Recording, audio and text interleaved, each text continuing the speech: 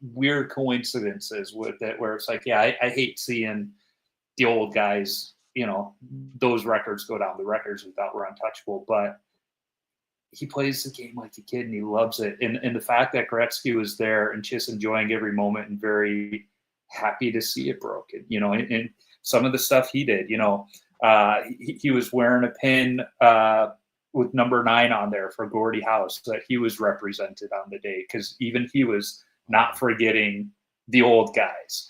And then apparently Gordie's wife had given Janet Gretzky a gift and a handwritten note. And so Janet did the same for Ovi's wife. There's just some of these things. It's like you hate seeing those records, but there's still something about the game where you still like seeing it. And the fact that it was on one of his countrymen, to your point again, Jeff, take the politics aside, but at the same time, I think all of us North American goalies are going, at least it was on a commie. Yeah. And the best, and again, it was on a goalie he hadn't scored on yet. Samsonov hadn't let him score. So this is the first goal he scores on him. And, and Ovi even thanked him in his, I hated that they stopped the game for so long. That could have been done after the game, in my opinion, because it throws off the rest of the game. But, he thanked him like, hey, because they play together in international play. So, at least there was that connection there. And, it's probably not as bad if it was another goalie in the league, at least it was on a friend of his. But it was one of those moments where I knew I had to tune into the game, kind of like when Cal Ripken was breaking the consecutive games streak. I was in high school, and I remember in history class that day, my teacher's like, if you're a sports fan, your homework is to watch the game tonight, because you're going to see sports history, something that may not be done again. And that was how I felt when I turned into the Capitals game today, is you were going to see history, and you may not see this again. And it was a sweet goal. I'm glad it wasn't a cheap goal. I don't even know what happened in the rest of the game, because I turned it off after that, to be honest. 4-1 Islanders. Oh, good. At least the Islanders won. But it's one of those moments in hockey history that we'll be looking back on. I had my kids set up in the other room. I was doing some stuff. I was switching a faucet here in the kitchen, and I set my kid up in the other room because my kid he plays a style sort of like Ovechkin. He's one-timer, backdoor power play guy. He's just a lefty. So he's like a left-handed Ovechkin. He likes to sit on that back door, and he loves to sit there with the one-timers. He likes to play point on the power play. He does all the, like, a lot of things. And so, like, there were certain people growing up that when my kid was growing up that I kind of nudged onto his awareness. He was born on the same day as Stan Mikita. So that's another thing. Like, that's a player that you want to emulate. So like Ovi was once he started getting to a point where he could actually shoot the puck. And I kept telling him, you play a lot like Ovechkin does. You're a big kid. You're bigger than a lot of the other kids. You got the big shot. You like to stand there on the back door. You can nail it one time early. So he wore number 8 for a while. He wore number 21 for a while for Mikita. He wore 8 Ovechkin for a while. I called him the opposite Ovi for a while because, so like he's sitting in the other room and he's watching this game. And I'm like, listen, if Ovi breaks this record, you better tell me right away. Just tell me right away. We'll run in there. We'll watch it. We'll watch what happens. So I'm walking around and I come up walking up the stairs and I look in there and he's not in the room. And I look on the TV and it says 895 and you see Ovi skating around the ice. And I'm like, dude, what happened? We missed it. We missed it. Are you kidding me? What are you going to do? But yeah, I mean, I'm glad it happened. I've always been a huge Ovi fan just because, like I said, the way he plays the game is the way you would want people to play the game. They love the game. It's not a job to him. He does it because he loves the game. Like just the swan dive, like that was amazing. And the way he celebrated when he won the cup, like it was the 2 greatest achievements in his life, other than probably his kids. Like you can't hate on that. If you hate on that, like there's something wrong with you. You just I wasn't hating on it. Yeah. But man, he's like a man child, right? He's just been his evolution's been amazing. It's I mean, and all the battles with him and Sidney Crosby. I mean, that's kind of, I think, the mold that's going to always really be remembered is those two battling it out every year. You know, what a great battle to watch that. I'm glad I'm not a Metro. What is that, Metropolitan League now? A Metropolitan Conference or whatever they're doing over there? I'm still on the Campbell and Wales, man. I don't, we are old school. Yeah, we need to bring that. We need to bring that back. They got it over Darien. Yeah, over Darien, they got the Campbell rink, and they got the Wales rink, and they got the Norris rink. That's bring them back. Beauty. Yeah.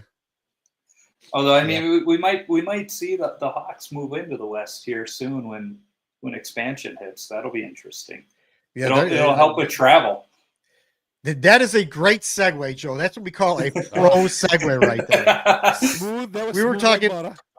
We were talking a couple weeks back about expansion. Pete and I, we were riffing back and forth about expansion, and the whole reason why I brought you coming on here, and I think this is going to be like our closing segment here, is the NHL expansion, and we had talked about Atlanta. You're in Atlanta right now, and Pete and I have talked about our concerns as far as like, third time's a charm, whatever, it's failed twice, that whole thing. I would be concerned about that. Not that I think that it can't work, because it definitely can work. It's a huge market if you get it done right.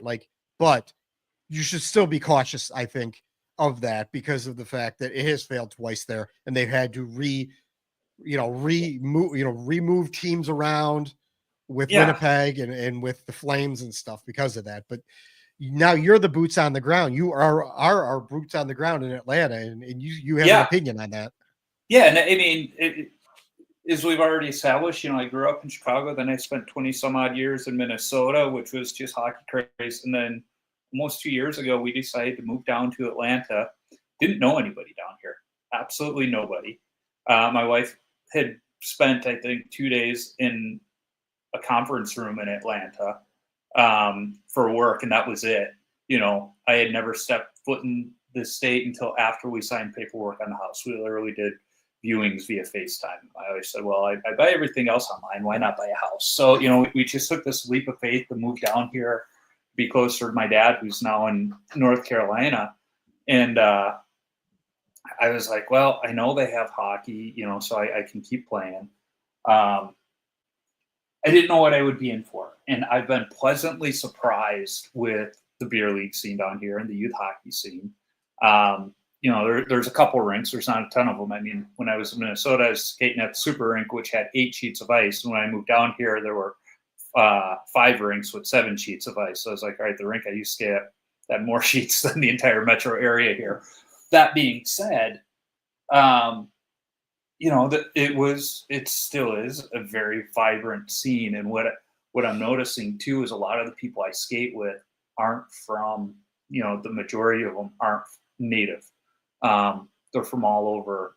A lot of Northeasterns, a lot of people from the Rust Belt, Buffalo, a lot of people from Buffalo here. Quite a few Canadians. So on the team I skate on, we have 4 of them. Nah, we like these guys. We got Benny. We got Benny. Then we got this fella Reza. He's an Iranian Canadian, so he's even funnier in his own way. But and then we got this other guy Nick, who's technically English, but he spent most of his youth in Canada, so he's got dual citizenship. And there's just all these goofy, but.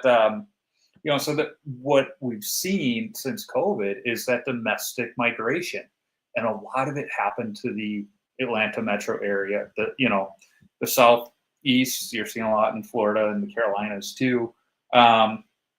Unfortunately, one of our rinks shut down in the past few weeks, and it had 2 sheets of ice, and it's because the owner wants to transition it into pickleball because his wife really likes pickleball. Gave 5 weeks notice, and so one of the youth associations skated out of there, and they're scrambling. We don't know what's going to happen to them, and they're like, could you have given us a year? Because it's like, come on, give us a year to find a new home, do something. Because some of the parents where that rink is in Alpharetta, which is a very wealthy part of town. So some of the parents are like, give us a year so we can start building our own 2 sheets of ice. Like, we'll do it ourselves. So there's a really good hockey community down here. And The Athletic, I think it was, had a great article on why it makes sense for a third time. When the Flames came here, hockey in the South didn't make sense. It was way too soon. So we lose them to Calgary and lost a fantastic name for a team in Atlanta for any of you history nerds like myself. Sherman's March to the Sea, where he literally burned everything down. And then they bring the Thrashers back. And they went with the bird names. He had the Hawks, he had the Falcons, birds, cool. But there was a fatal flaw with the Thrashers. They played at the arena in downtown Atlanta where the Atlanta Hawks play. The problem with that is the joke here is it takes an hour to get to Atlanta when you're in Atlanta. The traffic in Chicago is bad, but traffic in Atlanta is worse. And it's because what happens is you got 3 interstates that come together all at once in downtown Atlanta. So you might be in the right lane on the one interstate, and then all of a sudden you're in like the 7th lane over, and you got to take that next exit in a half mile. And so it's just, traffic is ridiculous. So if they got a 7:00 game on a Tuesday and you got tickets, you got to leave work at 3:00 to hopefully make the game.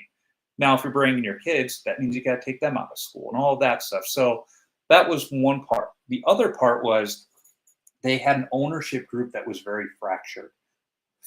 There was really no main figurehead of the ownership group. We think of the Chicago Bulls. Jerry Krause is the owner. Well, no, he's the figurehead of the ownership group. Or not Jerry Krause, Reinsdorf. Krause was the GM of the Bulls. But, Reinsdorf was, they were very, sell the team. But very fractured. And when they bought the team, they bought the Thrashers and the Hawks. It was kind of a package deal. And they only wanted the Hawks. So they didn't care about the Thrashers.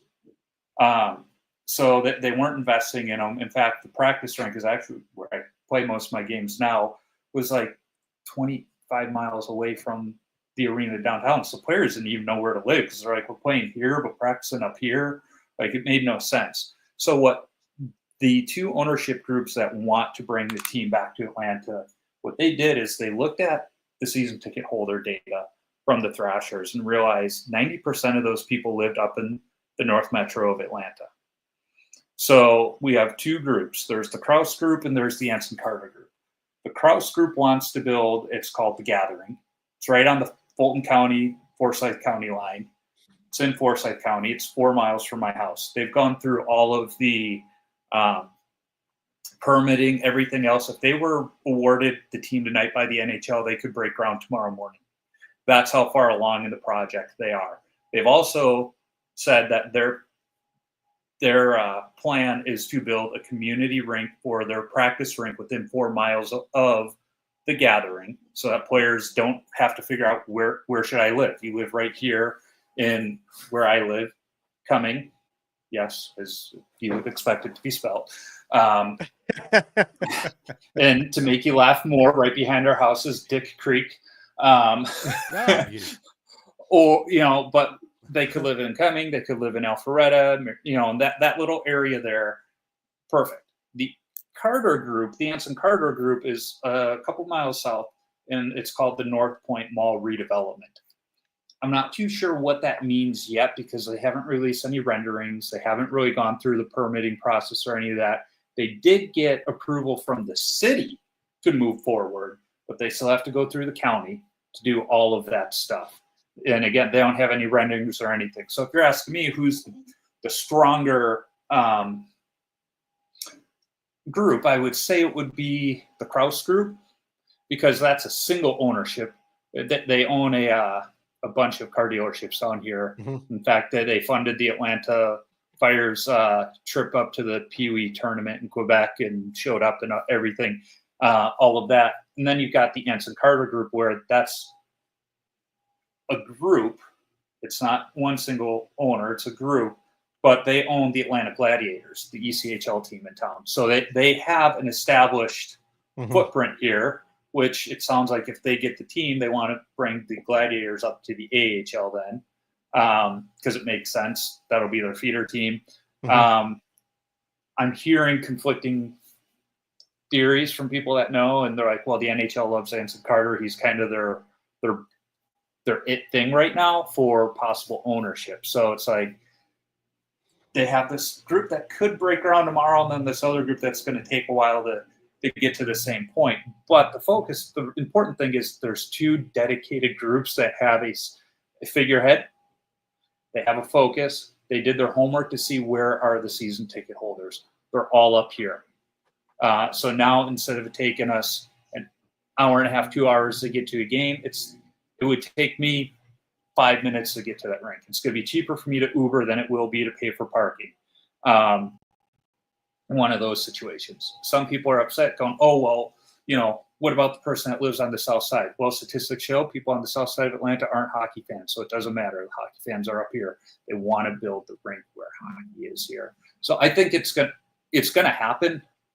All signs are pointing to it, and I think they're doing it right. And the other thing that's proving that this will work is when the Atlanta Braves built their new stadium, they built it on the northwest side. I'm more northeast, but it's like on the northwest side, there's a ring of bypass interstate 285 that goes around. So both of them are just off of 285, easy to get to no matter where you are in the city. You don't have to go through downtown. You can go the long way if you have to. Yeah, a lot of Chicagoans are not familiar with bypasses. Most cities have bypasses where they bypass you around the city. Go down to Indianapolis. They have a bypass. A lot of them have bypasses. Chicago's tried it, but the city's just too darn big where it doesn't matter where you put an interstate. It's still going to go through, heavily populated areas. So they're technically 294 is a bypass, but it passes through where O'Hare is. So that's the issue. And also with Chicago, you've got one whole side of the city that you can't access because of the lake.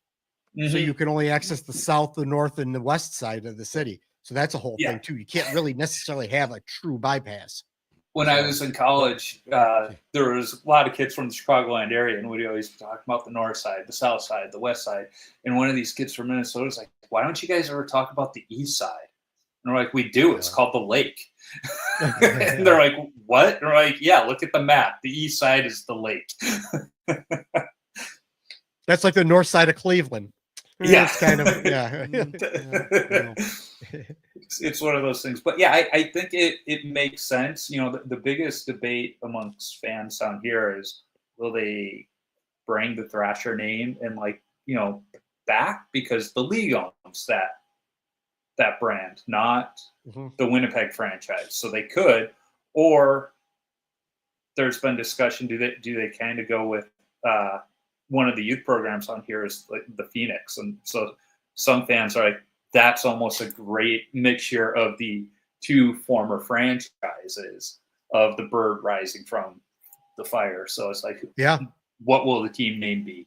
I don't think it'll be the Phoenix because there's already an AHL team named that. Yeah. So, and hockey's not like soccer where there's 3 teams in the MLS named the United. I don't think the NHL is going to go that route. Atlanta Hockey Club. No. Nailed it. Yeah. No.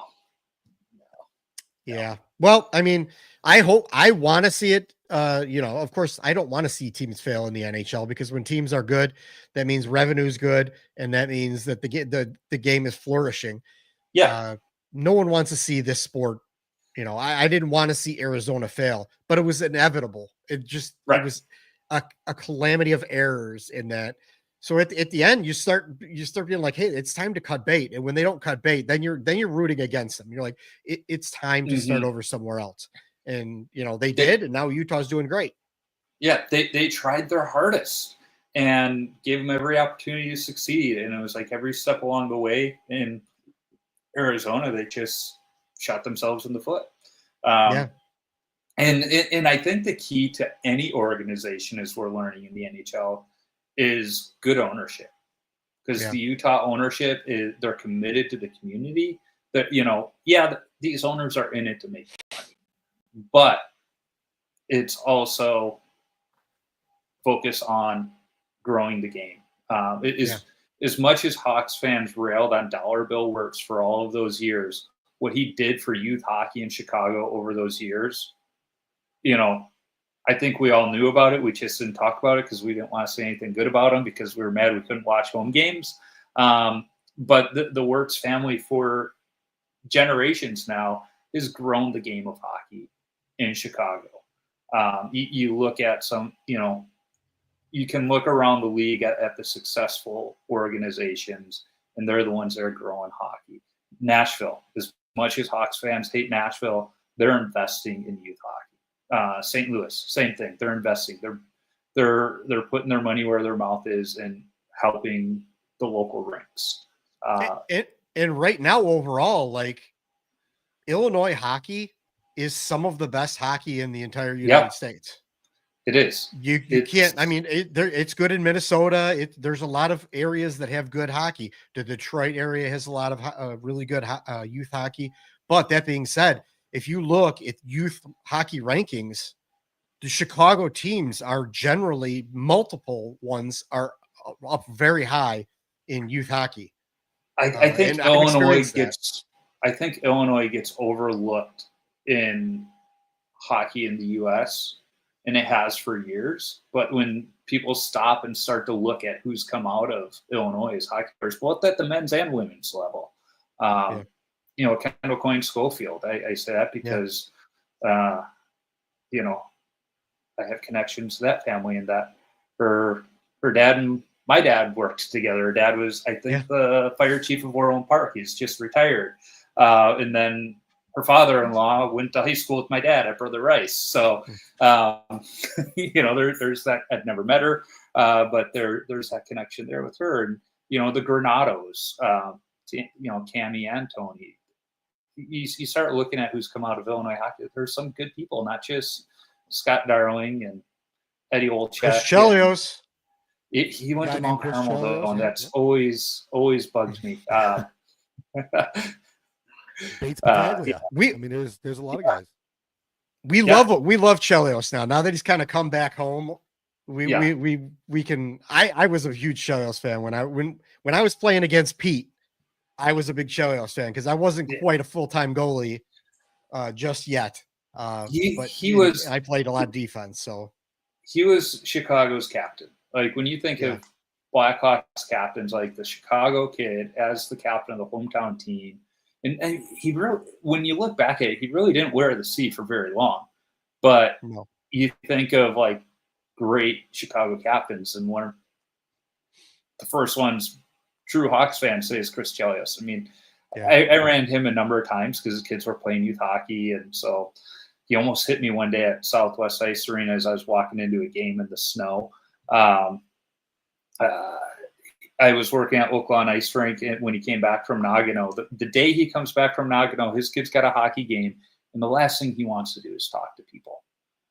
And all these kids are going up to him for autographs. And you know what? He met each one of those kids with a smile, a handshake, and an autograph until the last one was done, and then he just went into a corner and stewed over what happened in Nagano. But that's the thing about Chelly is like he knew Chicago kids and Chicago fans loved him, and they still do. And I remember going to Chelly's Chili Bar before games, having one of the best burgers I ever had. His dad was working the grill that day, and it was one of the best burgers I've ever had at that place. Uncle Gus was there, and he had it all. Well, and that was what they did with the Blackhawks camps, the Chair and Chelly's camps. We had chili all the time. I mean, they would give you the chili, and it was great. But man, I just got done reading. I actually gave it to my mom, Chelly's book. I got it on Amazon. I'm like, I got to read this. I didn't know we had a book. Man, cover to cover. We flew to New York this September. I read half of it on the way there and the other half on the way home. I knocked it out in 2 flights. Because he went to Mount Carmel, I didn't know he could read. Well, I mean, that is a problem. Yeah. Hey, look, truth be known, I almost went to Marist. I was getting pulled that direction because their coach at the time liked me, and he let me go to their dry land. Ask Slanicki. Slanicki's like, Ray Chokey wants you to come over to practice. I'm like, why? He's like, he likes you. I'm like, Okay, so I would do all this. I question his character right away if he liked you. I questioned his character then and now. He's a creepy dude. But yeah, I mean, it was like you would dare. Man, I came right out of Darren's class one day, out of his camp, and I went right to Dryland because there's this like tennis courts like right next to SIA, kind of like down the street. We boom boom. I mean, I was over there another hour and a half after goalie camp in the summertime, just drenched. I mean, why do we do those things? We could go all day and it didn't matter. You know, playing 6 games in one day at Rollerblades. You know, I mean that's another one playing in tournaments. It's like, oh my gosh, stuff we do. But Charlie, good old Rollerblades. You know, and I talked about that in our podcast this week for the moccasins. We brought that up, and we brought up about the youth hockey in Illinois, about being such a hockey hotbed. People I think forget about how good, because you know, when I was going through, so you had all your Illinois stuff, but then you had your Eliana League, and then you had the Ella Michiana League, and you had that whole loop, and then you played teams up in Wisconsin, but that whole corridor was so strong. All the Catholic League schools, even your Metro North and everything. Now it's down in the South by Providence and everything. So it's really come a long way. I mean, even in the last 30 years. I think one of the things Illinois does good is house league hockey in Chicago, or is somebody I once heard call it travel house league, because like St. Jude, we would play the Hawks out of the Spectrum, Homewood, Flossmoor, and Oak Lawn. So you had these 4 organizations, but it was a really good house league, like house league hockey that would probably rival some travel hockey leagues at the time. And we weren't the only ones. They had similar ones up on the north side, all over the place. So that's one thing, because when we lived in Minnesota, they didn't have house league hockey. It was just you're either on the A, B, double B, B1, B2, B3. It's like there was no idea, so these kids whose parents didn't want to travel all over the state every weekend, like your kid was SOL. My boy would have played hockey. He's like, I just want to play house league hockey. It's like, I get it, but that's not an option. So he's like, all right, I'm playing baseball. Now he's working at a rink and playing hockey a little bit, because they have a rec league here. But I think that was a great setup, and still is a great setup, that house league system Chicago has. And then, as you mentioned, the Chicago Catholic Hockey League, I don't think it gets the attention it deserves. When I was coaching in Minnesota, that some of the kids I was coaching, they're like, "Oh, you played your high school hockey in Chicago. It's not that good, blah, blah, blah." And then Christmas time rolled around, and we had a Christmas Eve skate, and I threw the pads on, and they're like, "Oh, you're actually not bad." And surprise, Sonny Jeb. And then in our Christmas tournament, Fenwick came up, and that was the year they won the state tournament. And they just physically and on the scoreboard kicked the crap out of everybody. And they play old Catholic style hockey where it's not the dirtiest. Well, it's a bit of dirty hockey. It's a rougher style than what these Minnesota kids were used to. And like the coaches are like, "Where's the penalty? Where's the penalty?" And finally the ref came by and he goes, "We could call a penalty every time somebody touches the puck right now, but we want kids to play the game. So just let your boys know the whistles are going to be in our pockets for a while. If it's obvious or somebody can get hurt, we're going to blow it." And it was like, yeah, that's Catholic League hockey, fellas. And after that tournament, so I was talking to some of the kids, and they're like, "Yeah, okay, we got a little more respect for where you came from." I was like, "Yeah, it's a different game." And I don't know if Catholic League hockey is still as old school, Don Cherry Rock'em Sock'em hockey as it was, the game is really more. Yeah, they're really sanitizing the game a little bit. It is like like you see in every program now. They're going for like speed and everything. They're getting away from the rough and tumble game. So it's not what it used to be, but it's still good. It's still fun hockey. It was so gritty and raw. But it was like Fenwick and Marist and Carmel and Rice, Rita. I mean, it was Andrew had it, or not Andrew, St. Lawrence's team, and they were never very good. But just man, yeah, it was fun. And I go to the Catholic games because of Slanicki, and I mean some of the chants and things like that were so. Mm-hmm. But I don't think you get away with half that stuff now. But no, I don't care. But nonetheless, I still remember we were playing St. Rita in football at Brother Rice, and they were lining up for the snap, and we were letting the St. Rita fans know what kind of a woman St. Rita was. The 1, 2, 3, 4 chant? Yeah. Of course, I was at Brother Rice. I was a freshman during the buckwheat incident, so that was fun. Well, you guys lived. You didn't live that far from Rice, so that. No, I was less than a mile. It's funny. I almost went. I looked at Marist, but my dad was a Rice alum, so I couldn't do it. It went against my DNA to even consider Marist. But I considered St. Lawrence, and it was pretty much up until test day that I made the decision. And I'm glad I went to Rice. It was a great school, got great education, great teachers. And it's crazy that St. Lawrence doesn't even have a hockey team anymore. That doesn't surprise me. We pushed so hard for Oakland High School to get a team. I had to play elsewhere. I couldn't play there, and there were quite a few guys that went to Richards that played that couldn't play there either because they didn't have one. So.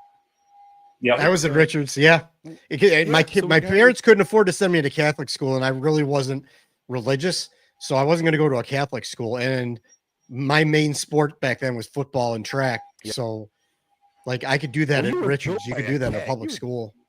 You were built like a keg anyway, man. You were just a spark. He still is. Yeah, it made sense for you. He is really. You haven't really. Hey, I'm down 30 pounds, boys. I'm down 30 pounds since Christmas. I'm coming back. You look like a water fixture, man. I'm coming back, baby. I was 175 playing weight, not anymore. I'll tell you that. One of my go-tos when somebody's screaming me in a game is that I'll always be like, "Hey, 2 words: Weight Watchers." And one of my games the last week, I had mentioned that, and like the play later, the guy sat in front of me, goes, "Hey, that's pretty funny, but just so you know, I'm down 40 pounds. I was like, wait, you got to, yeah, I was like, good job. But you got a few more to go. He just started laughing. Yeah, he just started to laugh. And so much. Yeah, it was funny. Yeah. We were playing at the Gas South Arena where the Atlanta Gladiators play. It was a special game. So they were tailgating before the game. And it was funny because we were talking afterwards and the refs were out there. And he's like, yeah, the goalie, he was just chirping all day today. It was he's like, we're not used to that out of the goalies, but yeah, every now and then when there's a bigger guy in front of me, I'm like, hey, 2 words, Weight Watchers, and I'd say 9 out of 10 of them find it funny. I'm trying to teach my kid the art of the chirp because I'm a very mouthy goalie myself, and I try to tell him like the things like during a game that you would use to pick on somebody to chirp them. And he's still 12, so he's still learning. But hopefully someday he gets some of his dad's chirps. I've had a couple. I'm like, if it's good enough that you make the ref laugh, then you know you've actually accomplished something. After games, I like to go up to the ref and say, "Hey, it's not the worst game. You keep getting better." And they always appreciate that. God, what was? Oh yeah, my teammate Benny, who I was talking about, we got couple Russians that play in the league, so he has learned a few chirps in Russian just to get under their skin. And then we got a French Canadian, so he's got a few in French that he got. We don't know what he's saying to him, but we just know they're not good by the reactions. That's awesome. When you can give the chirp in the native language, that's always a good one. Yeah. Well, I think this has actually been our longest podcast. We're at like an hour and 16 minutes. So I think we're going to have to wrap this up this time. We might have to do a part 2 at some point, have Joe back on down the road. But I think we're going to I'm up for it this time. Yeah. Yeah. I know Pete and I could talk just amongst ourselves for hours and hours. I have to actually pull the cord on a couple of these just because people don't want to listen for 3 hours anymore. They don't want to do my old Puckett Hostile Shoutcast 3-hour, Wednesday night 3-hour sessions like Joe Rogan anymore. these things get me along, like the rides back and forth Monroe. Like this morning, I listened to I on the way back, I listened to the Slang and the Biscuit with Travis Bridgen, because I'm like, well, let's see what he has got today. Like, that's going to kill an hour. I listened to our podcast. I'm like, well, I killed another hour. I'm like, oh man, what else can I listen to? What else we got? I don't feel like listening. Like, now you have the Tendy Talk.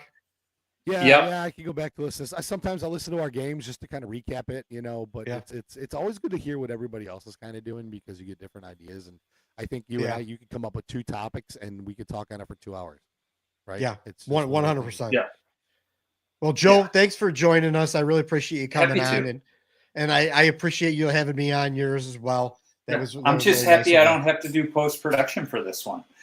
Yeah, that would be me. That's right. I'll be doing that. I do all of it. I'm the chief cook and bottle washer at this organization. So yeah. But so thanks for coming on. That's everyone. That's Tendy Talk Podcast. You can find it on all the podcatchers, just like you can find ours. And Pete, you want to give your plugs on your stuff?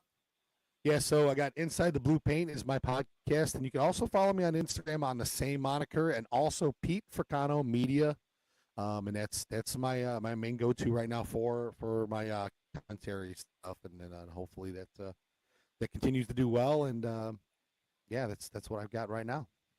Yeah, everyone, you can see on the screen there, Puckett Hostel. That's me on all the socials. I share stuff on there, and Twitter mostly, some Blue Sky, some little bit of Instagram, and all those crazy social media things. You're Washed Up Goalie, Joe, right? Yeah, you can just search Washed Up Goalie, Instagram, Twitter, Facebook. I keep it pretty simple. And YouTube. I try and post some of my beer league highlights every now and then when my GoPros are actually working for a full game. So I try and do that too. So if you want to see an old guy break out the old stuff. Cool. All right. Well, thanks to everyone for watching us or listening to us. This has been episode 7 of The Net Perspective on all your favorite podcatchers, as well as the video versions on Facebook and on YouTube. Until next episode, get in net.